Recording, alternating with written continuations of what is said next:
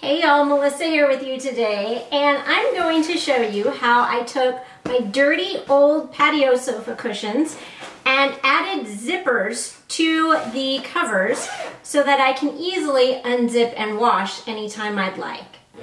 Now, in order to show you how this started and how these cushions look before I was able to wash them, I'm going to take you back to yesterday and show you what they look like when they came straight off the couch. As you can see, I've got all my patio cushions inside right now, and this stack doesn't have zippers, so they're going to be hard to wash.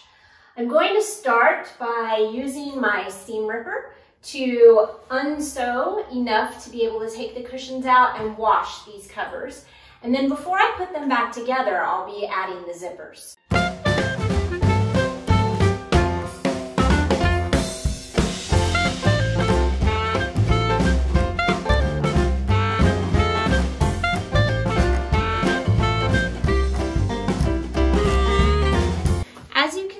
Not only are these cushion covers dirty, this fabric seems to want to fray a lot. So before I wash this, I'm going to put it through the machine in a basting stitch just to re-sew the part that I seam ripped and hopefully help keep the fraying to a minimum when I wash them.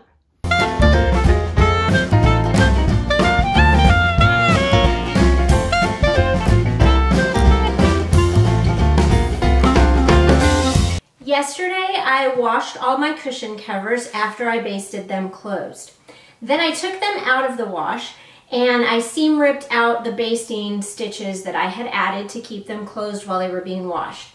Then I went through and I trimmed as much of the fraying edges as I could without damaging or getting too far into the seam allowances. Mostly I was just trimming off as many of the hanging strings as I could. Then I went ahead and seam ripped the opposite edge that I didn't baste so that I have the back length of each cushion cover loose. It's not attached on either side. The zippers I bought for this project are 20-inch zippers, so I want to go ahead and cut the fabric at 21 inches. That's going to give me a 1/2 inch seam allowance on each end. And I'm able to do that because at the corners, when these were constructed, my cushions had a larger than a 1/2 inch seam allowance.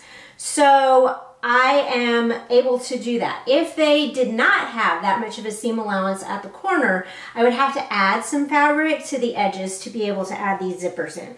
But I'm just going to line my fabric up and then cut it at that 21-inch mark. Just like that. Now I want to take this piece of fabric and I want to cut it in half for where I'm going to be inserting the zipper in the middle. Now what I want to do is take these two pieces over to the serger and I'm going to finish these two cut edges. Because this fabric frays so badly, I want to finish as many of the edges as I can.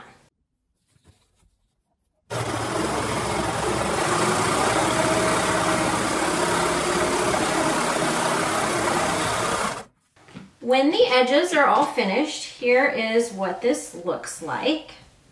And now what I need to do is I'm going to attach the zipper. So I want to go ahead and line up the zipper stop 1/2 inch above the bottom edge.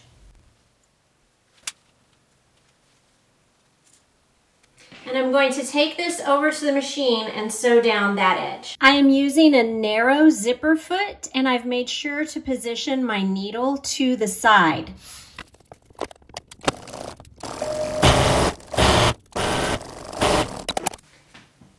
Here's what this looks like once it is stitched. And now I'm going to want to take the other side, match it up, make sure they're going to be even. And then I'm going to stitch the zipper right sides together with the other side of the fabric. When that process is finished, here is what my zipper will look like. And now I need to take the zipper and I need to attach it to the edges where I cut this piece off. So the first thing I need to do is, when I was seam ripping, this piping came out as well. So I need to reattach this piping with a basting stitch to the edge of the cushion. And then I'm going to need to sew right sides together, matching the zipper ends to the edges of the cushion, like so.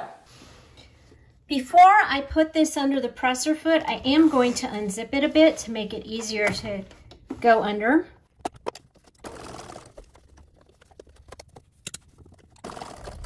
And I want to be very careful not to hit the metal stops at the end of the zipper.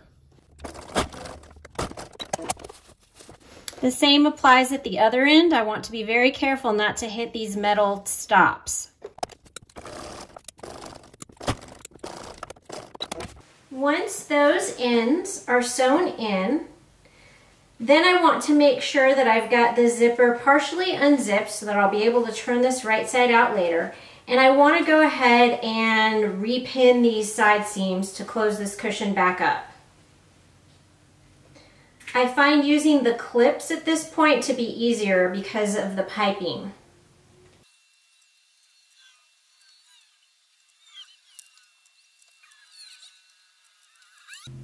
And now I'm going to take this over to the machine and sew these two edges so I can turn this right side out.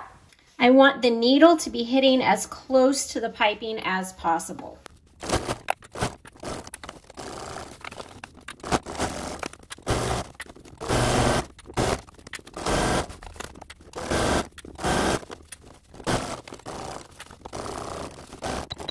Now, because this fabric is so prone to fraying, I have switched back to a zigzag foot, and I'm going to zigzag close to the edges to help control that fraying.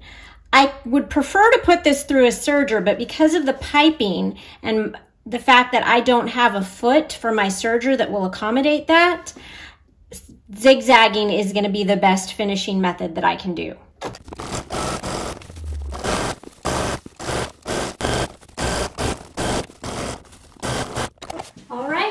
After sewing in that zippered edge and adding the zigzagging to help control any further fraying, all that's left is to turn this right side out and then reinsert the cushion.